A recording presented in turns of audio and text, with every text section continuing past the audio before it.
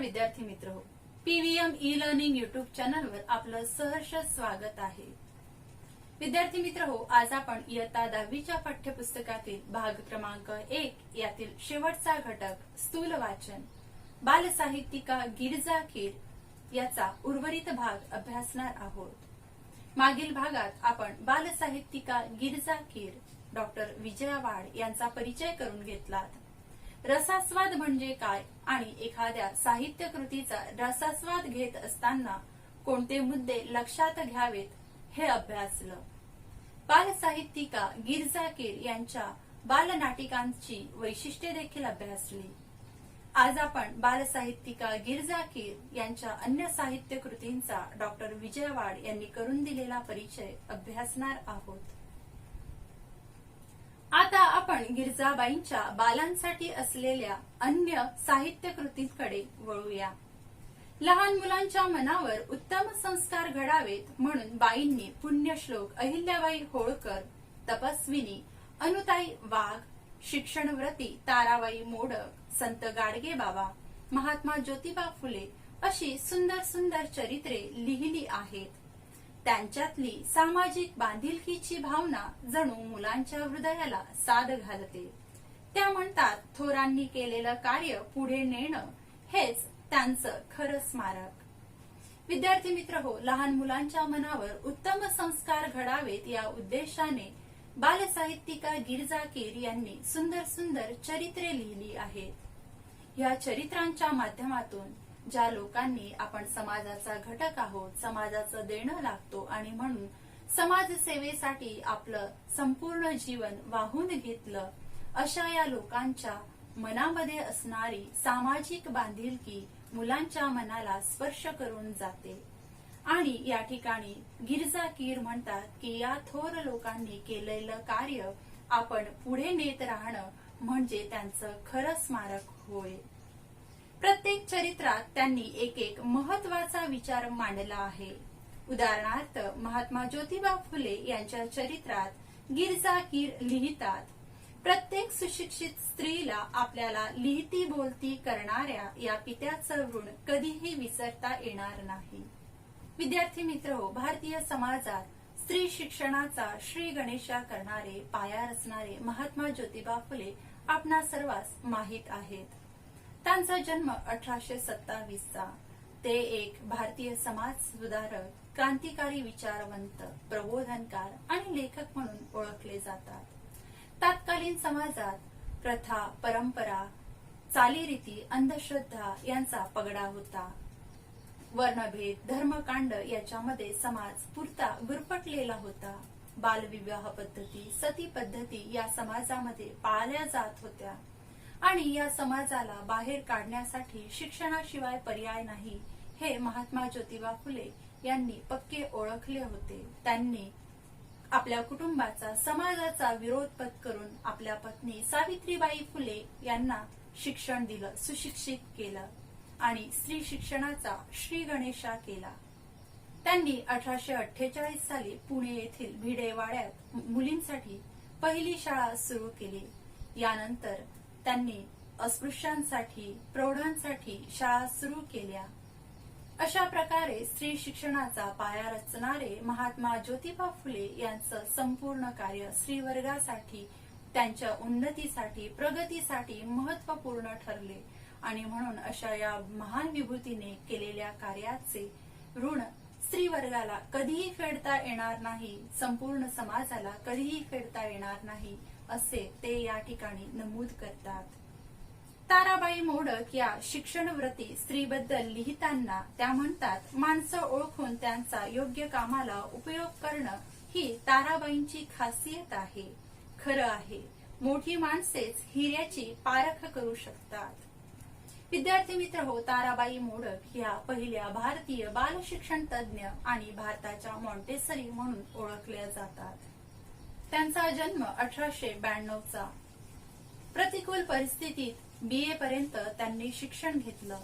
1926 मध्ये त्यांनी बालशिक्षण संघाची स्थापना केली, बालशिक्षणाचा प्रचार प्रसार केला। लहान मुलांच्या शिक्षणात त्यांना स्वतंत्रता देऊन त्यांच्या विकासाला वाव देण्यासाठी विविध प्रयोग केले।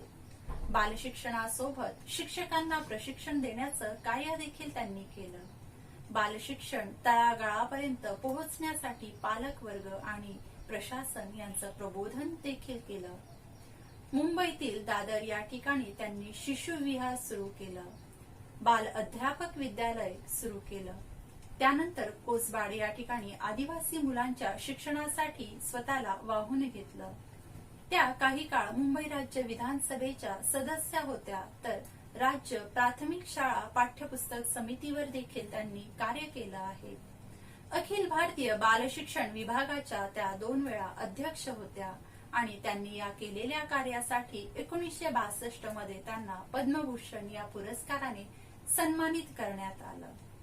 आपलं हे कार्य करून घेत असताना सोबत असलेल्या लोकांच्या क्षमता ओळखून त्यांच्यातील गुणांची पारख करून ताराबाई मोडक त्यांना जबाबदारी देत आणि कार्य करून घेत. त्यांच्यातील ही गुणग्राहकता, त्यांची काम करण्याची सचोटी ही वाखाणण्याजोगी होती, असं बालसाहित्यिका गिरजा कीर म्हणतात. ताराबाई मोडक यांचा वसा पुढे चालवणाऱ्या अनुताई वाघ यांचे चरित्र सादर करताना गिरजाबाई म्हणतात, ज्या भागात काम करायचं त्या भागातील मुलं शिकती आणि शिक्षणासाठी येती करणं, त्या परिसरातल्या जीवनावश्यक अडचणी लक्षात घेणं, कार्यानुभव शिकवताना रोजगाराची संधी उपलब्ध करून देणं, त्यांना जमेल अशी भाषा वापरणं, श्रद्धेने शिकवणं, त्यात प्रेम ओतणं, या गोष्टी अनुताईंनी आचरणात आणल्या. जन्मभर ते कार्य पुढे नेण्यासाठी सळसळत्या रक्ताची तरुण मुलं पुढे येऊत, हेच अनुताईंचे खरे स्मारक ठरेल. विद्यार्थी मित्र हो, ताराबाई मोडक या कोसबाड या ठिकाणी कार्यरत असताना त्यांच्या सोबत कार्य करणाऱ्या अनेक अनुयायांपैकी एक नाव म्हणजे अनुताई वाघ. अनुताई वाघ यांचा जन्म 17 मार्च 1910 चा. आदिवासी समाजासाठी काम करणाऱ्या समाजसेविका, शिक्षण तज्ञ म्हणून त्या ओळखल्या जातात. ताराबाई मोडक यांच्यानंतर कोसबाड येथील नूतन बाल शिक्षण केंद्राच्या चालक म्हणून त्यांनी कार्य केले. राष्ट्रीय शिक्षण अनुसंधान आणि प्रशिक्षण मंडळाच्या त्या सदस्य होत्या. अखिल भारतीय पूर्व प्राथमिक शिक्षण संस्थेच्या उपाध्यक्ष म्हणून देखील त्यांनी कार्य केलं आहे. कोसबाडच्या टेकडीवर त्यांनी आदिवासींच्या उन्नतीसाठी एक संस्था सुरू केली. या ठिकाणी आदिवासींच्या शिक्षणासाठी पाळणाघरे, बालवाड्या, प्रौढ शिक्षण वर्ग, बालसेविका ट्रेनिंग केंद्र इत्यादी संस्था सुरू केल्या. यालाच कोसबाड प्रकल्प म्हणून देखील ओळखले जाते. अशा या अनुताई वाघ यांना आदर्श शिक्षिका, दलित मित्र, आदर्श माता, सावित्रीबाई फुले बाल कल्याण राष्ट्रीय पुरस्कार, जमनालाल बजाज पुरस्कार आणि पद्मश्री या पुरस्कारांनी सन्मानित करण्यात आले आहे. कोसबाड या ठिकाणी आदिवासी मुलांच्या शिक्षणासाठी कार्य करत असताना त्यांच्या जीवनावश्यक गरजा ओळखल्या. कार्यानुभव यासारख्या विषयातून त्यांना रोजगार उपलब्ध कसा होईल याकडे लक्ष दिले. शिक्षण देत असताना भाषा हा अडसर येऊ नये म्हणून मुलांना समजेल, रुचेल, पचेल अशा भाषेचा वापर त्यांनी केला. आदिवासी मुलांच्या शिक्षणाचं कार्य त्यांनी श्रद्धेने पूर्ण केलं. अशा प्रकारे अनुताई वाघ यांनी आपलं संपूर्ण जीवन आदिवासी मुलांच्या शिक्षणासाठी वाहून घेतलं आणि त्यांच्या या कार्यासाठी सळसळत्या रक्ताची तरुण मुलं, नव्या उमेदीचे तरुण मुलं पुढे येऊत आणि त्यांनी या कार्याला हातभार लावू म्हणजे त्यांचं खरं स्मारक ठरेल, असं बालसाहित्यिका गिरजा कीर या ठिकाणी म्हणतात. संत गाडगे बाबा यांच्या चरित्रातील हा संदेश बघा. मुलांनो, संत पद प्राप्त व्हायला चमत्कार करावे लागत नाहीत, विभूती लावून ध्यानस्थ बसावे लागत नाही, पहाडात निघून जावे लागत नाही. लोकात राहून लोकजागृती कशी करावी हे संत गाडगे बाबांनी दाखवून दिलं, म्हणूनच ते महान संत होत. विद्यार्थी मित्र हो, संत गाडगे बाबा हे आधुनिक काळातील संत. त्यांचे पूर्ण नाव डेबूजी झिंगराजी जानोरकर. ते एक समाज सुधारक, कीर्तनकार म्हणून ओळखले जातात. सामाजिक न्याय, सुधारणा, स्वच्छता यांची आवड असणारे हे संत, ज्यांनी कीर्तनाच्या माध्यमातून समाजातील जुन्या प्रथा, परंपरा, अंधश्रद्धा, दांभिकपणा यांच्यावर परखड टीका केली आणि आपल्या कीर्तनाच्या माध्यमातून लोकांना शिक्षणाचे महत्त्व पटवून दिले. ते लोकांना नेहमी म्हणत, मूर्तीपूजा करू नका, कर्ज काढू नका, अडाणी राहू नका, चमत्कारावर विश्वास ठेवू नका अशी शिकवण देत असत. माणसात देव शोधणाऱ्या या संताने आपल्याला मिळालेल्या देणगीतून दीनदलित समाजासाठी अनाथ आश्रम, धर्मशाळा, विद्यालय सुरू केले. एका हातात नेहमी खराटा असणारे, अंगावर गोधडी वजा फाटके वस्त्र असणारे आणि दुसऱ्या हातात फुटका गाडगा धरणारे हे संत गाडगे बाबा, ज्यांनी आपल्या आचरणाने लोकांना दाखवून दिलं की संतपद प्राप्त करण्यासाठी एखाद्या व्यक्तीला चमत्कार करावे लागत नाही किंवा विभूती लावून ध्यानस्थही बसावे लागत नाही किंवा पहाडात निघून जावे लागत नाही, तर लोककल्याणासाठी कार्य करता येतं. आणि यातून गिरजा कीर यांनी अस्वच्छता, अज्ञान, अंधश्रद्धा या गोष्टींवर टीका केलेली आहे आणि समाजाला या दुष्ट प्रवृत्तींपासून दूर ठेवण्याचा संदेश दिलेला आहे. दुःखाच्या अग्नीत होरपळूनही शुद्ध सोन्यासारख्या लखलखणाऱ्या माता अहिल्याबाई होळकर यांच्या चरित्रात त्या लिहितात, प्रजेला पुत्रवत मानून अपार सुख देणाऱ्या, दानधर्म करणाऱ्या अहिल्याबाई सदैव इतरांसाठी जगल्या एखाद्या अचल दीपस्तंभासारख्या. त्यांचं जीवन गंगा जळासारखं निर्मळ होतं. विद्यार्थी मित्र हो, अहिल्याबाई होळकर या दानशूर, कर्तृत्ववान, धर्मपरायण, कार्यक्षम राज्यकर्ती म्हणून मराठ्यांच्या इतिहासातील एक सुवर्णपान म्हणून ओळखल्या जातात. विद्यार्थी मित्र हो, इंदूरच्या संस्थांचे जहागीरदार मल्हारराव होळकर यांच्या सुनबाई अहिल्याबाई होळकर यांना वयाच्या 28व्या वर्षी वैधव्य प्राप्त झाले. पतीच्या निधनानंतर त्यांनी सती जाण्याचा निर्णय घेतला, परंतु सासऱ्यांनी केलेल्या उपदेशानुसार सती न जाता प्रजेच्या हितासाठी त्यांनी राज्यकारभार सांभाळण्याची जबाबदारी पेलली.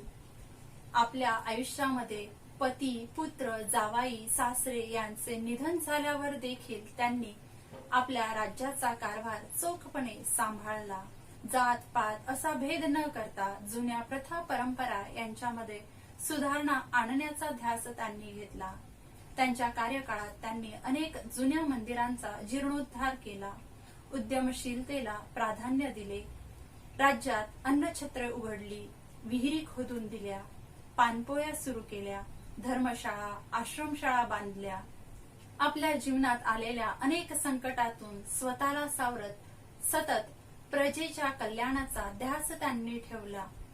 संकटांवर मात करत धीरोदत्तपणे स्त्री कर्तृत्वाची एक गाथा त्यांनी लिहिली. आणि गिरजा कीर यांनी अहिल्याबाई होळकर यांच्या चरित्राच्या माध्यमातून चारित्र्य, कर्तव्यनिष्ठता, धर्मपरायणता, उदारता, साहसी वृत्ती याचं मूर्तिमंत उदाहरण आपल्या समोर उभे केले आहे. अशा प्रकारे प्रत्येक चरित्रातून गिरिजाबाईंनी मुलांना एक प्रत्येकारी संदेश दिला आहे. मुलांना पचेल, रुचेल अशी सोपी पण हृदयाला हात घालणारी भाषा वापरून त्यांनी चरित्र लेखनाचा एक नवा आयाम दिला आहे. विद्यार्थी मित्र, गिरजा कीर यांनी लिहिलेल्या चरित्राच्या माध्यमातून त्यांनी एक संदेश दिलेला आहे, विचार आपणास दिलेला आहे. चरित्र लेखन करत असताना त्यांनी वापरलेली भाषा शैली ही साधी, सोपी, मुलांना समजेल, रुचेल, पचेल अशी आहे. आणि त्यातूनही त्यांनी चरित्र लेखनासाठी एक नवीन आयाम दिलेला आहे. गिरिजाबाईंनी बालांसाठी विपुल कथाही लिहिल्या आहेत. तू सावित्री हो या पुस्तकात एकूण 8 कथा आहेत. त्यातील गोष्ट एका माणसाची ही कथा नितांत सुंदर उतरली आहे. मधू या गरीब मुलाची आई आजारी पडते. तिच्या पोटात गाठी झाल्याचे डॉक्टर सांगतात आणि ऑपरेशनने तिला बरे वाटेल असा निर्वाळाही देतात. मधू अत्यंत निरुपायाने एकाचे पाकिट मारतो, कारण त्याच्याजवळ पैसे नसतात. मधू नोटा मोजतो, तब्बल 2000. विद्यार्थी मित्र हो, बालसाहित्यिका गिरजा कीर यांनी लहान मुलांसाठी कथाही लिहिल्या आहेत. त्यातील एका कथासंग्रहाची चर्चा विजयावाड या ठिकाणी करतात. तू सावित्री हो या कथासंग्रहात एकूण 8 कथा आहे. त्यातील गोष्ट एका माणसाची ही कथा अत्यंत सुंदर आहे. या कथेचे मुख्य पात्र म्हणजे मधू. मधू हा एक गरीब मुलगा असतो. त्याची आई आजारी पडलेली असते. तिच्या पोटात गाठी झालेल्या असतात आणि डॉक्टरांनी ऑपरेशन हा एक उपाय सांगितलेला असतो. मधूजवळ ऑपरेशनसाठी पैसे नसतात. पैसे आणायचे कुठून? आणि मग इलाज नाही म्हणून तो एक व्यक्तीचे पाकिट मारतो. पाकिट उघडल्यावर तो पैसे मोजतो. तब्बल 2000 रुपये त्या पाकिटात असतात. पण सोबत चिठ्ठी असते. प्रिय आनंदा, सोबत 2000 रुपये पाठवतोय. आईचं औषध पाणी नीट कर. मी येत नाही. तेवढेच पैसे वाचतील. आईच्या उपयोगी पडतील. खाली पत्ता. या पत्राने मधूचे डोळे उघडतात. तो पत्ता शोधत त्या माणसाकडे जातो. त्या माणसाने आपल्या आईच्या आजारपणासाठी ते पैसे पाठवलेले असतात. मधू आपल्या वाईट कृत्याची कबुली देतो.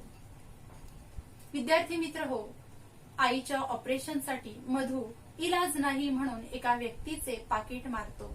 पाकिटात 2000 रुपये असतात. त्या 2000 रुपयांसोबत एक चिठ्ठी देखील असते. ती चिठ्ठी आनंदा नावाच्या व्यक्तीस उद्देशून लिहिलेली असते. पत्राचा मजकूर असा असतो की 2000 रुपये सोबत पाठवलेले आहेत. लिहिणारी व्यक्ती सांगते की मी येणार नाही. तेवढा खर्च आईच्या औषध पाण्यासाठी उपयुक्त ठरेल. आणि हे वाचल्यानंतर मधूचे डोळे उघडतात. जशी आपली आई आजारी आहे तशी त्या व्यक्तीची आई देखील आजारी आहे आणि तिच्या औषध पाण्यासाठी पाठवलेले हे पैसे, म्हणून त्याला आपण केलेल्या कृतीचा पश्चाताप होतो आणि त्या व्यक्तीचं घर शोधत तो त्या व्यक्तीपर्यंत पोहोचतो. आपण केलेल्या वाईट कृत्याची कबुली त्या व्यक्तीपुढं तो करतो. मधूचं हे वागणं त्याच्या संवेदनशील मनाचं प्रतीक आहे. पण तो मनुष्य ते पैसे मधूला परत करतो. आजच आई गेल्याची तार आली. आता मी या पैशांचं काय करू? तुला हे पैसे कामी येतील. तुझी आई बरी झाली तर माझीच आई बरी झाली असा आनंद मिळेल मला. मोठ्या मनाचे हे दर्शन विस्मयचकित करणारे आहे. मधू जेव्हा त्या व्यक्तीजवळ जातो आणि आपण केलेल्या वाईट कृत्याची कबुली देतो, त्याच्यावर न रागवता ती व्यक्ती ते पैसे मधूला परत करतो. एक वाईट बातमी सांगतो. त्या दिवशीच त्याला तार आलेली असते. पैशांच्या अभावी त्याच्या आईचा इलाज झालेला नसतो आणि ती मरण पावते. परंतु ती व्यक्ती मधूच्या आईत आपली आई शोधण्याचा प्रयत्न करतो आणि मधूला ते पैसे परत करतो आणि सांगतो, जर तुझी आई बरी झाली तर मला माझी आई बरी झाल्याचा आनंद मिळेल. विद्यार्थी मित्र हो, त्या व्यक्तीने परत केलेले पैसे, मधूला केलेली क्षमा हे त्या व्यक्तीच्या मोठ्या हृदयाचं, मोठ्या मनाचं प्रतीक आहे आणि ते वाचकाला आश्चर्यचकित करणारं आहे. गोष्ट एका माणसाची ही कथा मानवी भावनांची एक सुंदर गुंफण होय. एकीकडे मधूचा स्वार्थीपणा आहे, त्याची संवेदनशीलता आहे, तर दुसरीकडे त्या व्यक्तीचा निस्वार्थीपणा आहे. मधूला केलेली क्षमाशीलता आहे, परोपकार आहे. फुल फुलवणारा म्हातारा या पुस्तकातील याच नावाची पहिलीच कथा मोठी सुरेख आहे. या कथेत खूप चमत्कार असले तरी मूळची ही जपानी कथा खिळवून ठेवते. सुंदर स्वैर अनुवादाचे उत्तम उदाहरण म्हणून देखील तिचा उल्लेख करता येईल. या ठिकाणी डॉक्टर विजया वाड या फुल फुलवणारा म्हातारा या पुस्तकाची त्याच नावाची सुंदर कथा, तिचा उल्लेख या ठिकाणी करतात. ही कथा मूळची जपानी कथा आहे आणि स्वैर अनुवादाचं ते एक उत्तम उदाहरण आहे. चमत्कारांनी भरलेली ही कथा मुलांना खिळवून ठेवते. बाल कादंबरी हे कथेच्या पुढचं पाऊल. गिरिजाबाईंचा झंप्या द ग्रेट खरोखरीच ग्रेट आहे. महाचळवळ्या वळवळ्या बघावं तेव्हा नसत्या उद्योगात घडलेला झंप्या बघता बघता बालवाचकांचा लाडका होऊन जातो. आग लागली असे वाटून आगीचा बंब बोलवण्याचे प्रकरण त्या कथेत रंगले आहे. यापुढे डॉक्टर विजया वाड यांनी बालसाहित्यिका गिरिजा कीर यांचे बालकादंबरी यांची वैशिष्ट्ये सांगितलेली आहे. त्या म्हणतात की बालकादंबरी हे कथेच्या पुढचे पाऊल आहे. गिरजाबाई यांनी लिहिलेलं झंप्या द ग्रेट हा खरोखरच ग्रेट आहे. या ठिकाणी बालसाहित्यिका गिरिजा कीर यांनी लिहिलेली झंप्या द ग्रेट या कादंबरीचा उल्लेख त्या करतात. या कादंबरीचे महत्वाचे पात्र म्हणजे झंप्या. झंप्या हा निरागस निष्पाप मुलगा. इतरांना मदत करावी असे त्याला नेहमी वाटते. येता जाता गोष्टींचं निरीक्षण करणं, इतर लोक संकटात आहे असे समजून त्यांना नेहमी मदत करण्याचा प्रयत्न करणं. परंतु ही मदत करत असताना नेहमीच त्या गोष्टी त्याच्या अंगाशी येतात. इतरांची संकट सोडवण्याऐवजी झंप्या नेहमीच संकटात पडत राहतो. या बालकादंबरीतील मजेशीर भाग म्हणजे दुसऱ्या भागात आग लागली आहे आणि धूर उठत आहे हे पाहून आग विझवण्यासाठी आगीचा बंब झंप्या बोलवतो आणि पुढे मोठी गंमत घडते. येडबंबू डब्बू ही बालकादंबरी मनोरंजक आहे. प्रत्येक लहान मूल आईचं आपण आवडतं व्हावं या प्रयत्नात असतं. डब्बू हा मुलगा आईला उगचच्या उगच त्रास देणारा नसतो. ताईचा साखरपुडा असतो. त्यासाठी घरात मिठाई केलेली असते. काही गरीब मुले मागू लागतात. डब्बू नाही म्हणतो, पण आई म्हणते तुकडा तुकडा देऊन टाक त्यांना. कुणाला दुःखी ठेवू नये, सर्वांवर प्रेम करावे. डब्बू ते ध्यानात ठेवतो. विद्यार्थी मित्र हो, येडबंबू डब्बू ही मनोरंजक बाल कादंबरी. या कादंबरीतलं डब्बू नावाचं पात्र, त्याला आपल्या आईच्या मनात एक स्थान निर्माण करायचं असतं. आईचं लाडकं बाळ व्हायचं असतं, लाडका मुलगा व्हायचं असतं आणि त्याच्यासाठी तो काहीतरी उपद्व्याप करत असतो. एकदा होतं असं की ताईचा साखरपुडा असतो आणि त्यासाठी घरात मिठाई आणलेली असते. घरात कार्यक्रम चालू आहे म्हणून गरीब मुलं काही मागू लागतात. तेव्हा डब्बू त्यांना नकार देतो, परंतु आई त्यांना तुकडा तुकडा देऊन टाक आणि कुणाला दुःखी करू नये, सर्वांवर प्रेम करावं असं प्रेमाची शिकवण देते. पुढे काय होतं, दुपारी सगळे वामकुक्षी घेत असतात. त्यावेळी आईने व्याह्यांना देण्यासाठी आणलेले मिठाईचे ताट डब्बू भिकाऱ्यांना वाटतो. तो भाग वाचकांना आवडावा असा आहे. आईने दिलेली प्रेमाची शिकवण डब्बू लक्षात ठेवतो. दुपारच्या वेळी सर्वजण आराम करत असतात आणि त्यावेळी भिकाऱ्यांचं येणं होतं. व्याह्यांना देण्यासाठी आईने मिठाईचे ताट लावून ठेवलेले असतात, परंतु डब्बूने आईची प्रेमाची शिकवण लक्षात ठेवलेली असते आणि भिकाऱ्यांचं मन मोडू नये, त्यांना काहीतरी द्यावं म्हणून या उद्देशाने तो व्याह्यांना देण्यासाठी आणलेली मिठाई त्या भिकाऱ्यांमध्ये वाटून टाकतो. हा मोठा गमतीचा भाग त्या ठिकाणी बालसाहित्यिका गिरिजा कीर यांनी वर्णिलेला आहे. एकूणच गिरजाबाईंना शब्दांचे इतके सुंदर दान पडले आहे की अनंत हस्ते कमलाकराने देता किती घेशील दो कराने असे वाटावे. शेवटी डॉक्टर विजया वाड म्हणतात की बालसाहित्यिका गिरिजा कीर यांना शब्दांचे सुंदर दान पडले आहे. गिरजाबाईंच्या लेखणीला, त्यांच्या संस्कारक्षम वाङ्मयाला माझा अंतःकरणपूर्वक मानाचा मुजरा. आणि अशा वैविध्यपूर्ण लेखन करणाऱ्या गिरजाबाईंच्या लेखणीला, त्यांच्या संस्कारक्षम वाङ्मयाला डॉक्टर विजया वाड या नमस्कार घालतात. विद्यार्थी मित्र हो, या ठिकाणी बालसाहित्यिका गिरिजा कीर यांचे चरित्र लेखनाची वैशिष्ट्ये, त्यांच्या बालकथांची वैशिष्ट्ये आणि बालकादंबरीची वैशिष्ट्ये आपण अभ्यासली. यानंतर स्थूल वाचनाचे पुन्हा सूक्ष्म वाचन करा. दिलेल्या कृती सोडवण्याचा प्रयत्न करा. आता घेते आपली रजा. तोपर्यंत नमस्कार.